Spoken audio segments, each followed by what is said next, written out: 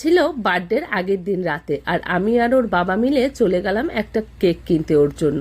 কারণ রাতের বেলা যদি ওর কেক না কাটা হয় তাহলে তো ওর ভীষণ মন খারাপ হবে।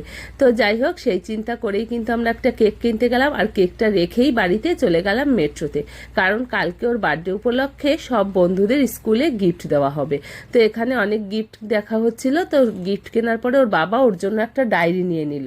তো আর তারপরে কিন্তু আমি কিছু গ্রোসারি শপিংও করলাম, কারণ অত দূরে যখন গেলাম ভাবলাম কিছু বাড়ির জন্য কেনাকাটা করে নিই। আর এখানে তারপরে আসলাম দুধ নিতে। তো এখানে না অনেক রাত হয়ে গেছে, তো সব দুধের প্যাকেট শেষ, সবগুলো দই পড়েছিল। তো তার মধ্যে থেকেই 4টা দুধ নিয়ে নিলাম, আর একটা টেট্রা প্যাকেটও নিয়ে নিলাম। আর তারপরে কিন্তু পনির নিলাম। তো সব কিছু নিয়েই কিন্তু আমরা বাড়িতে আসলাম। আর ওদের স্কুলে কিন্তু চকলেট দেওয়া একদমই নিষেধ, ওদের স্কুলে এই গিফটটি দিতে হবে।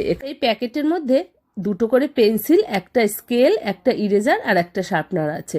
তো মোট 45 প্যাকেট এখানে কিনেছি, 2টো বাক্সে, আর এই এক্সট্রা 5টা।